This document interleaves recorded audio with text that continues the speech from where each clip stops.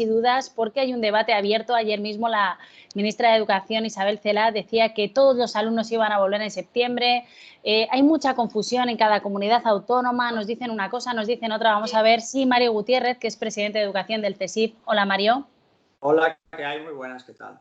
¿Nos puedes aclarar tantas y tantas dudas? Porque no hay consenso claro en ese Consejo de Educación, que es el máximo órgano consultivo del Gobierno en estos temas.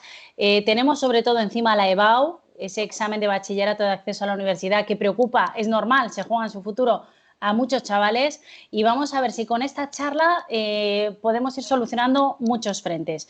Voy a empezar con una denuncia que habéis hecho desde el CSIC. Denunciáis presiones a los docentes. A mí me ha llamado, muchísimo la atención. Explícanoslo, por favor. Presiones a los docentes para que los alumnos aprueben bachillerato.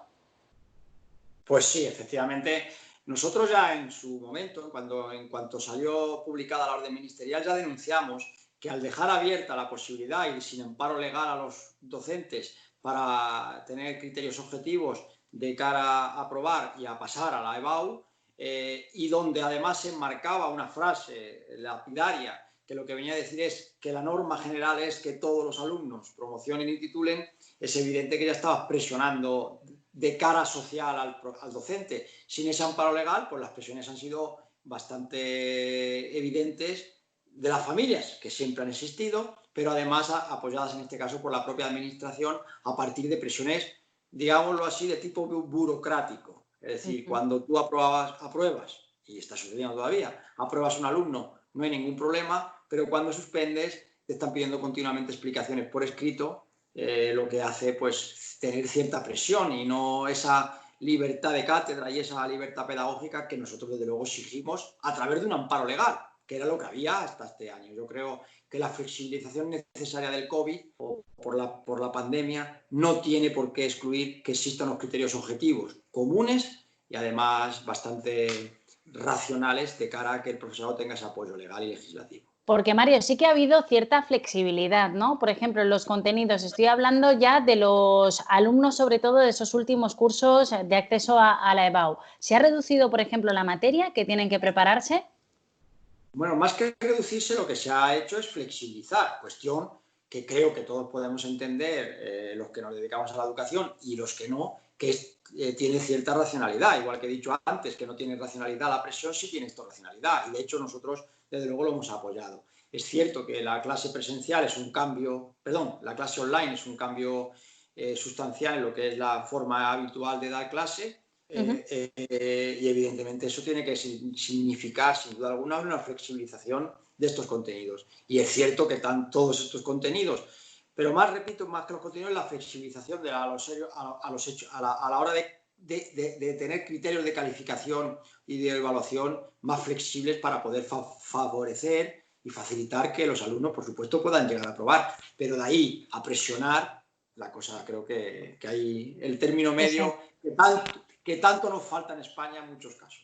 Claro, porque desde el sindicato de estudiantes hemos escuchado en distintos medios de comunicación que ellos abogaban, Mario, por un aprobado general debido a las circunstancias del confinamiento. Muchos decían que cómo iban a preparar la EBAU, un examen tan importante, pues con esa presión que había de no poder salir, de no tener el apoyo directo de los profesores, con un cambio de vida tan radical, ¿no? Habrá muchos alumnos que por madurez lo superen, incluso, oye, pues le hayan visto hasta el lado positivo a esta situación, si es que lo tiene para ellos, pero claro, para otros ha sido un problemón, ¿no? Un drama en el momento más inoportuno de sus vidas. A ver, yo creo, Marta, que la preparación del alumnado no solo tiene que ser académica, también tiene que ser para la vida. Evidentemente, la pandemia es un cambio para todos y el alumnado se tiene que flexibilizar, pero en ningún caso que una crisis sirva una oportunidad. Quiero decir, el aprobado general era injusto por sí mismo y creo que además contraviene el propio esfuerzo que muchos profesores y muchos alumnos han hecho para seguir las clases, para aquellos alumnos que no han podido continuar. Es cierto que yo he escuchado y se han oído noticias de esa brecha digital, que efectivamente existe, pero en algunos casos se magnifica, porque de hecho el propio Instituto Nacional de Estadística habla del número de smartphones que hay y no está relacionado con ese índice. Y el profesorado, en muchos casos, y lo decimos así, ha utilizado medios más que suficientes para que casi todos los alumnos puedan llegar.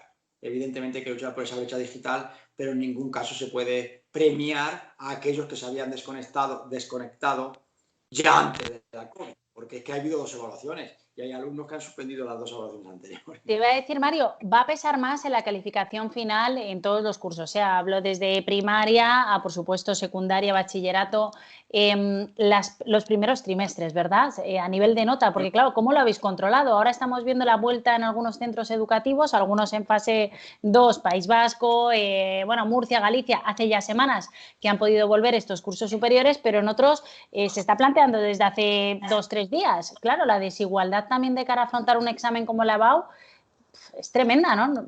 Eso tampoco es justo. Por eso ya sí, pero que entendemos también que la adaptación de la prueba tiene que relacionarse con lo que se ha podido dar. Y evidentemente las primeras 2 evaluaciones se ha hecho prácticamente en normalidad y evidentemente eso es lo que marca la nota al final. De hecho, en las comunidades autónomas lo que se ha tenido en cuenta es que la tercera evaluación solo sirva para subir nota, nunca para subir nota y para recuperar incluso la segunda, nunca en ningún caso para suspender a algún alumno que había aprobado las 2 primeras. Y yo creo que eso era justo. Y vamos a ver, la flexibilización yo creo que existe y el profesorado es el más sensibilizado para intentar favorecer al máximo de alumnos posibles, si no puede ser a todos. Y está claro que ningún alumno ni ningún profesor, independientemente de las órdenes ministeriales o independientemente de las instrucciones, va a castigar a un alumno por no haber podido asistir a las clases normales o porque vea que él necesitaba la clase presencial para poder superar los estudios. Yo creo que tampoco tenemos que hacer tantos dramas porque los alumnos en la mayoría son maduros y son personas que quieren, evidentemente ha habido problemas, pero que creemos que la propia dinámica del grupo y la propia profesionalidad de los docentes y su vocación ha hecho que se puedan superar estas dificultades. Bueno, desde luego, reconocimiento total a los docentes porque habéis tenido que reinventaros, no solo en las competencias tecnológicas que algunos tendríais más o menos, sino de un día para otro en tener que cambiar, adaptar un temario a una herramienta totalmente diferente y además, bueno, pues controlar a todos esos alumnos que también tenían que adaptarse con un ritmo de clases, de horarios, en fin, mucho mérito desde luego para los alumnos y para los profesores. Otra polémica, Mario, que quería comentar contigo. Polémica por el certificado que sustituye al título de ESO. Vosotros decís que no en el Consejo Escolar a este certificado, porque claro, de alguna manera es que se obtenga aunque haya suspensos. Que a mí me den un certificado que sustituya el título de ESO, en cambio con asignaturas suspensas. Esto en mi época al menos no pasaba. No pasaba. Y creo que además, mire, yo creo que además el argumento que se utiliza es doblemente, y no sé, no quiero ser excesivamente duro, pero me parece doblemente falsario. Porque primero, se aduce de que eso evitará el fracaso escolar. Si no cambia nada, los conocimientos de los alumnos son los mismos, las materias son los mismos, el profesorado es el mismo, ¿cómo puede, más que engañando, que este certificado acabe con el fracaso escolar? Porque el chaval que tenga el certificado escolar o no le tuviera este certificado nuevo o no le tuviera, el conocimiento, las habilidades y las competencias son las mismas. Mario, yo no entiendo mucho de este tema, pero claro, si a ti te dan un título, perdería todo su valor si ese título no representa unos conocimientos adquiridos, ¿no? O sea, si a mí me regalan, entre comillas, parte de un título con asignaturas que no he aprobado, cuando vaya a buscar un trabajo o una titulación van a decir, ¿qué valor tiene este título? Ninguno. Pues eso, Marta, es lo que quiero decir. Primero, que están engañando en el sentido de que quieren acabar con el fracaso escolar simplemente cambiando el nombre, es decir, antes lo que era un título, ahora ya no. Segundo, es evidente que el problema no es porque saque título, sino que el problema viene de anterior, porque los chavales que llegan a cuarto de la ESO es porque anteriormente habían tenido fracaso o habían tenido problemas y no se los había trabajado con ellos. Y además, lo que has dicho, Marta, claramente, se minusvalora, se desprecia un título académico oficial que viene marcado por el Estado y que es público, y que en el momento que tú le desprecies, lo que estás abriendo la puerta a que empresas privadas mercantilicen unos títulos no oficiales para poder garantizar que tú tienes esos conocimientos. Creo que es evidente, además, es decir, y ha pasado, y pasa en algunos casos en el aspecto universitario, que ya lo hemos visto, cómo reduciendo, pasando de licenciaturas antiguas a grados, algunas carreras han tenido ahora que reinventarse unos másters universitario de para complemento. poder aplicar de complemento, porque los grados habían pedido la eficacia que tenía la licenciatura. Creo que es muy peligroso intentar siempre igualar por abajo. Y la segunda cuestión, Marta, que sí que me gustaría decir, porque es el argumento principal, es que actualmente cuando un chaval no obtiene el título, lo que vienen a decir es los defensores de esta medida verdaderamente, Marta, que es racionalmente y pedagógicamente absurda, es que no pueden continuar los estudios. Y quiero decir que es falso. Los actuales alumnos que no superan la titulación de la ESO pueden continuar con los estudios de formación profesional básica, que además, en un momento determinado, con ello pueden, a partir de unas pruebas, obtener la titulación de la ESO. Y si por lo que sea vuelven a reconducir su cuestión académica, volver al trámite, volver a hacer bachillerato e incluso carrera universitaria. Cuestión que todos conocemos personas que en un momento de locura adolescente o juvenil han vuelto al sistema educativo de manera evidente. Bueno, incluso con educación de adultos y tal. Lo importante es efectivamente no dejar a nadie atrás, que todo el mundo tenga vías, que no haya un callejón sin salida, pero tampoco tiremos por tierra el trabajo y el esfuerzo de otros, porque al final, si no, perdemos todos, ¿no? Claro, es que perdemos todos, evidentemente, aquellos chavales que además esa igualdad de oportunidades que yo creo que el sistema educativo tiene que tener como punto fundamental de su esquema vital de lo que es el sistema educativo, un sistema educativo que no iguale las oportunidades de todos independientemente de la situación socioeconómica es un mal sistema. Y evidentemente este tipo de medidas que intentan, o por lo menos su objetivo propagandístico es intentar igualar, lo que está haciendo es perjudicar precisamente a aquellas personas que tienen menos medios, pero que sí tienen capacidades y esfuerzo para intentar sacar sus estudios de manera más o menos dentro del sistema público. Mario, hemos cubierto una parte de la entrevista, una etapa. Vamos al siguiente paso. Tenemos ya la EBAU, está aquí a la vuelta de la esquina, empiezan nervios, mucha gente en España, 200.000 alumnos en toda España se juegan su futuro. ¿Y qué va a pasar con la EBAU? Porque en un principio algunos planteaban un examen único para toda España, también por un tema de justicia. Finalmente no va a ser así, el examen va a ser diferente en cada comunidad autónoma, que no sé también si es lo justo, porque si, por ejemplo, en el País Vasco, es un ejemplo, han empezado o han vuelto a los colegios, a los institutos, antes, a lo mejor, que me lo invento, en Madrid o en Barcelona, pues a lo mejor que ese examen se ajuste más a esos contenidos. Son 2 semanas, tampoco en 2 semanas se puede dar un vuelco total a un curso, ¿no? Pero me refiero a la asistencia presencial. Pero bueno, parten con cierta ventaja, no lo sé. ¿Vosotros eres partidarios de un examen único que no se va a producir? ¿Era así? Sí, nosotros somos, pero porque, Marta, es lo que decimos nosotros, al final tienes que irte a qué vale ese examen.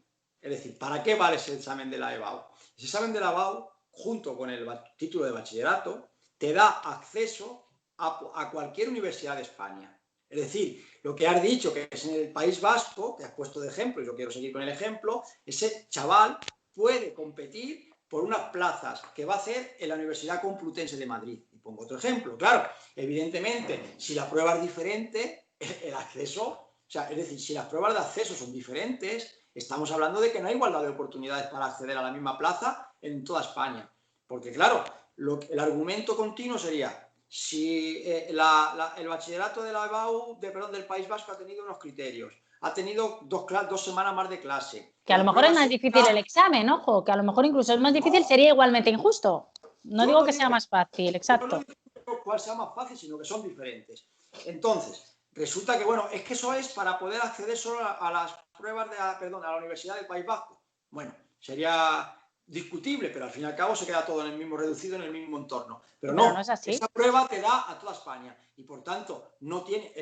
Pongamos el MIR, una de las cosas que mejor funciona en España ahora mismo en el plano profesional y académico. El MIR sanitario, que es un ejemplo para seguir por muchos países. El MIR sanitario es una prueba única para toda España, porque te accede a cualquier hospital de España y a cualquier especialidad de las que te den accesos a ese MIR. Claro, evidentemente, si es para cualquier hospital de España, lo justo es que sea una prueba única. Por tanto, es evidente, es un distrito único universitario donde tú, desde cualquier país, desde cualquier sitio, con bachillerato y prueba, puedes acceder a cualquier plaza universitaria de España. No tiene ninguna razón de ser que haya 17 exámenes diferentes. Ninguna. Pues Pues tienes toda la razón del mundo desde mi punto de vista.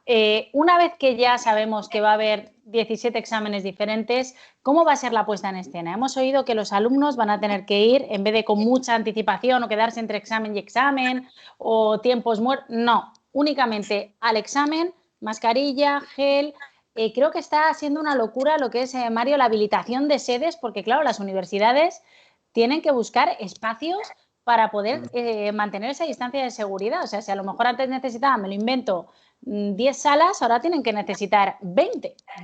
Por supuesto, prácticamente todas las comunidades autónomas, y hemos hecho estudio antes de hablar con vosotros para precisamente poder detallarlo bien, han aumentado con mucho el número de tribunales y bueno, pues encontramos diferentes cuestiones. La verdad que yo creo que sí se está haciendo de una manera bastante racional en cuestión de los exámenes. Es cierto que nosotros hemos echado de menos una negociación para que hubiera unos criterios sanitarios al menos comunes y profesionales, pero bueno, se ha ido haciendo más o menos. Lo único que ha sucedido, hemos dicho, 3 cuestiones. La primera, que se ha aumentado el número de tribunales, eso ha implicado que en algunos casos incluso haya dificultades para encontrar examinadores y encontrar correctores de los exámenes y una flexibilización de los contenidos. Pero bueno, estas 3 cosas son las cuestiones más o menos básicas que se han producido en toda España. Bueno, es muy importante, es de sentido común, pero claro, cuando uno está en esta situación de presión, de estrés, que hemos pasado muchos, ¿no?, de acceso a la universidad, es muy importante recordar que si algún alumno o profesor o tribunal tiene síntomas, ni se le ocurra aparecer por el examen. Eso creo que huelga decirlo, pero no está mal tampoco recordarlo. Aumento de sedes, no quedarse en las instalaciones después del examen y luego académicamente decías, Mario, creo que ahí también hay flexibilidad, va a haber más opciones de respuesta para intentar, bueno, pues entendiendo esta situación del alumnado, ¿no? Sí, claro, se ha hecho una mayor adaptabilidad. Pues hombre, yo pongo, por ejemplo, una comunidad autónoma que tanta adaptabilidad han puesto que los alumnos mismos se han dado cuenta de que no hacía falta estudiar un tema porque estaba excluido dentro de las actividades, con lo cual los contenidos un montón. Pero bueno, o sea, son la picaresca propia del alumno que también tiene que buscar. Claro, forma parte de este juego. Pero Mario, una cosa, no digo que los exámenes vayan a ser ni más fáciles ni más difíciles, seguro que son muy complicados, pero pongámonos en el caso de que esos exámenes, bueno, pues tienen una dificultad media o un poquito más baja de la normal. Ojo, que luego la nota de corte va a ser más exigente, que al final todos van a la misma bolsa y lo que tú dices, el número de plazas son las que son. Y a lo mejor si antes te pedían, me lo invento, un 7, un 8, un 10, el que sea, para entrar en medicina, pues ahora te van a pedir más. Va a subir la exigencia, ¿no? A ver, cuando son evaluaciones comparativas, porque no son evaluaciones objetivas, es decir, no, mira, el que saca un 7 va a medicina. Es un ejemplo. No, estamos hablando de que hay 100 plazas para entrar en medicina, con lo cual son los 100 primeros. Con lo cual el número cláusula se llama podrá ser 7 y a lo mejor este año, como bien dicen Marta, va a ser 7,5. Con lo cual eso no tiene mayor repercusión, pero sí es cierto que ese 7 obtenido, si al final son las mejores notas, a lo mejor resulta que por las dificultades del examen, un 8 de una comunidad autónoma equivale a un 6 de otra comunidad autónoma, por no tener un examen propio. Y cuando nosotros decimos propio, no es que venga el ministerio con una orden, sino con unos criterios objetivos, con unos baremos hechos desde la comunidad autónoma. Hay 17 tipos de exámenes en España y eso es algo que desde luego a nosotros nos parece irracional. Pero sí es cierto que lo que has dicho, Marta, es que es un examen comparativo. No es que el que tenga un 7 entra en facultad de medicina. No, es que son los 100 primeros. Y evidentemente, si es el más fácil, pues subirá la nota, es evidente, claro. Madre mía, qué tiempos estamos viviendo, qué complicado todo. Pues te lo voy a poner más difícil todavía, porque te pido, Mario, ahora que avancemos en el tiempo, que nos pongamos en después del verano, ya dejamos la EBAU detrás, y claro, después del verano, ayer mismo decía Isabel Cela, que bueno, que donde dijo inicialmente que iban a ir un 50% de alumnos en septiembre, los centros escolares se estaban preparando para todo eso, también universidades, institutos, etcétera, centros de formación profesional, bueno, pues que ahora no, que ahora ha dicho la ministra que pueden ir todos. esto para los profesores tiene que ser una locura, porque claro, os estáis preparando también temario, necesitáis más personal, porque no es lo mismo clase presencial y desdoblarse luego para la clase telemática. No es igual que tener a todos los alumnos en clase. En los centros no es lo mismo habilitar espacio para 15 que para 50. No sé yo, y estamos en junio, de aquí a septiembre, Mario, esto puede dar muchas vueltas, ¿no? A ver, has tocado en puntos flacos, yo creo que has tirado. A ver, nosotros llevamos prácticamente desde el 14 de marzo exigiendo que se negociara la vuelta a las aulas porque con los diferentes escenarios. Hay una incertidumbre evidente, científica, por así decirlo, en tanto en cuanto no se sabe si va a haber rebrote, cuál es la evolución del virus, la mutación que tiene. Eso es algo que, claro, no podemos exigir algo que nadie sabe. Pero sí es cierto que sí que podemos trabajar con los diferentes escenarios. Y si evolucionamos lo que es el mensaje institucional básico, estamos en un mando único y por tanto los mensajes del Ministerio de Educación son palabra de ley en este momento, estamos hablando de que hemos pasado de una educación mixta, mezclando online con presencial, digo en septiembre, a 15 alumnos por clase, a dar clases en los gimnasios, que también lo hemos oído, a hoy, o vamos, ayer mejor dicho, a una clase donde prácticamente es volver en septiembre como si no hubiera pasado nada. Y en tanto en cuanto no hay ninguna cuestión negociada para hablar de cómo se va a volver, aún teniendo en cuenta que se pudiera volver de forma normal. Nosotros hemos hecho una propuesta que pedimos, lo primero que sea negociada, porque nosotros nuestra propuesta no entendemos que sea palabra de Dios tampoco. Queremos decir que nosotros no tenemos una propuesta, pero podemos entender que hay otras propuestas y que se tienen que negociar. Se ha hablado de traspasar a las comunidades 2.000 millones de euros y habrá que negociar dónde van esos 2.000 millones de euros y nosotros ya proponemos. Nosotros entendemos que el COVID en educación ha mostrado carencias de nuestro sistema educativo que son estructurales o que nosotros consideramos estructurales. El fracaso escolar, la tasa de repetición, la brecha digital o el paro juvenil son males endémicos de nuestro sistema educativo. Nosotros proponemos que el COVID tiene que servir de oportunidad para un plan a 5 años y que sirva de futuro a una nueva reforma educativa. Y esto nos conlleva que nosotros hemos exigido, en primer lugar, 40.000 docentes más en las aulas, que no creo que lo necesitamos, y que se blinde por ley un gasto, nosotros hemos llamado una inversión mínima por alumno, para igualar la igualdad de oportunidades en toda España y para no que se produzca lo que ya ocurrió en el 2010, que la bajada del Producto Interior Bruto implicara recortes en el sistema educativo. Y hemos fijado esa cantidad en 5.800 euros por año y alumno.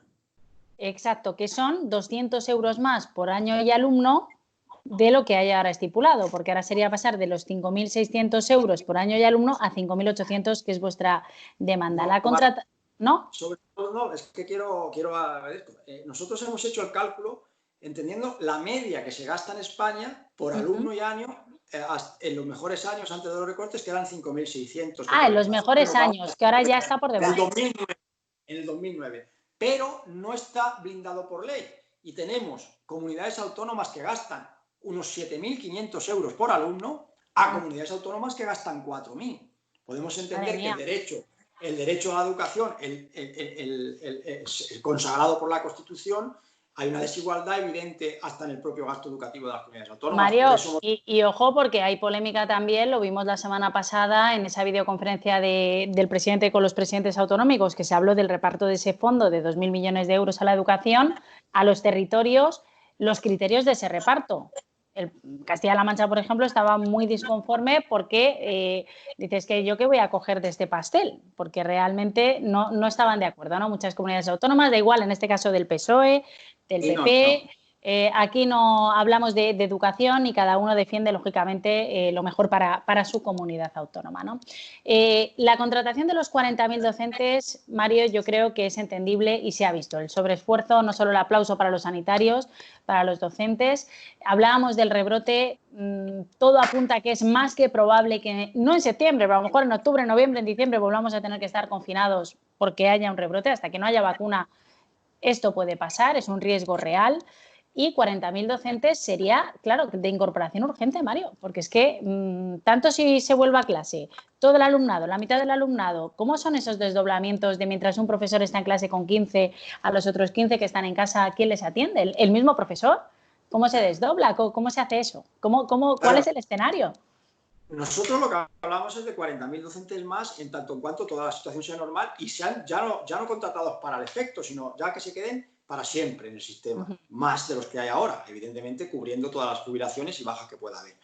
Pero es evidente que si hay un rebrote, tendremos que pensar en nuevas soluciones. Lo que está claro que la medida de que un profesor tenga que atender doblemente al profesorado y al alumno, perdón, de forma online y presencial al mismo tiempo, es algo que supera con mucho la jornada laboral de cualquier, ya no digo de un profesor, sino de cualquier trabajador de la empresa privada, porque eso significaría pues estar 14, 15 horas todos los días y entenderemos que estamos en el siglo XX. Eso ya son, perdón, ya no estamos en el 20, estamos en el 21. En el 21. Eso serían jornadas laborales del siglo XV. Entonces estamos hablando de que sí, que es difícil, pero nosotros proponemos, repito lo que hemos dicho, en tanto sea un inicio a una nueva normalidad, pero entendida que el sistema educativo tiene problemas estructurales.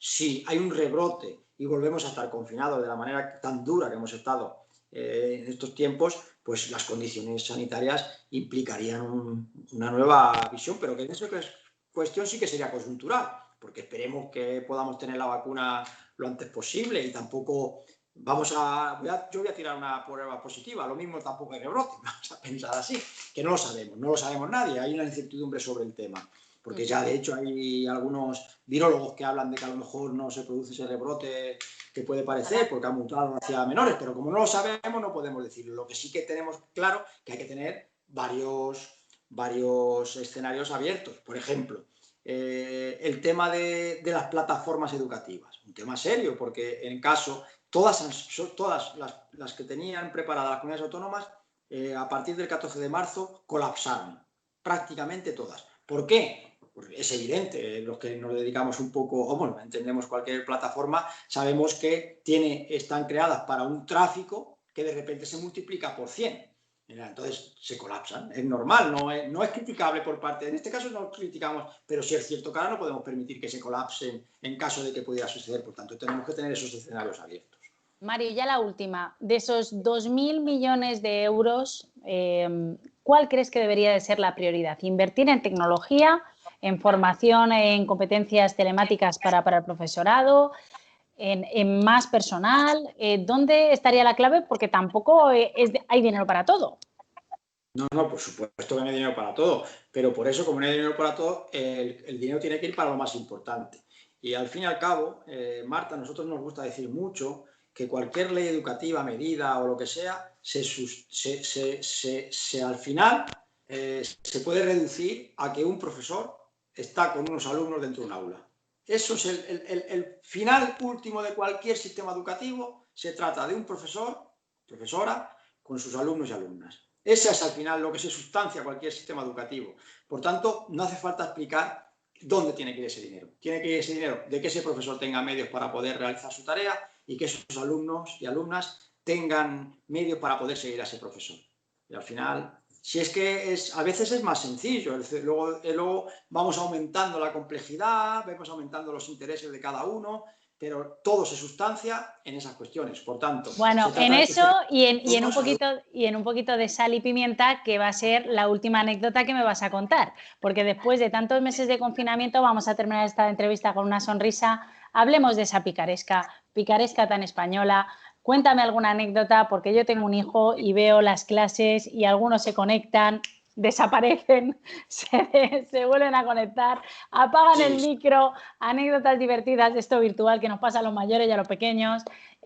Participo o no participo, copio de esta manera, me ayudan los padres, en fin. Cuéntame alguna anécdota divertida que os haya pasado con esto del confinamiento, por favor. Bueno, aparte de las que mediáticamente han tenido han sido, como se dice ahora, trend topping. Sí, bueno, pues ya sabemos que incluso ha habido alguna web creada al efecto incluso se le mandaba un texto, yo lo he visto, claro, que alguna vez se mandaba un texto y te mandaba la página web te mandaba el texto, un texto clásico, el que fuera, de un libro, y te mandaba un esquema totalmente cambiado con palabras que parecía una redacción propia. Y está claro, y sí. Y WhatsApp comunes para responder las preguntas, y páginas donde mandabas el examen y te mandaba las correcciones con las opciones. Pero bueno, es que eso, como bien dice Marta, no sé si es español, pero la picaresca de los estudiantes a la hora de copiar, pues siempre ha existido. ¿Para qué nos vamos a engañar? Claro, porque eso, estás en el examen y a lo mejor tienes un chat paralelo de tal. Uf, qué difícil, ¿no? Que hay páginas web que han hecho donde mandabas el examen y te mandaba las respuestas, ¿eh? O sea, y ya digo, textos enteros donde mandabas el texto entero y te mandaba un texto rehecho para que pareciera otro. ¿Y os dabais cuenta? ¿Se nota en algún fallo, en alguno, o cómo los pilláis? Se nota bastante. A ver, hay una cosa que los alumnos, Marta, a veces no conocen. Los alumnos a lo mejor no conocen, es que conocemos a los alumnos. Y claro, a veces cuando te llega la respuesta de alguno, dices, esto no es suyo. O que dices, pero ¿cómo puede ser que me manda media clase el mismo texto, no? Esto no puede ser. También podemos decir que algunas veces, no, seguro que algunas veces nos han engañado. Algunas lo han colado, Mario, esto seguro. Por supuesto. Seguro. Bueno, Mario, un placer hablar contigo, presidente de Educación del CSIC. Gracias por esta media horita de charla. Le hemos dado un buen repaso a la educación, ¿eh? A ver si nos hacen caso. ¿Tú crees que nos escucharán? Vamos a esperar que sí. Vamos a ser optimistas. No, sí, yo creo que la educación tiene un problema que creo que es básico, y es que la educación es muy política. Es una cuestión de que yo creo que todo el mundo tiene una opinión política, incluso no ya profesional, sino política.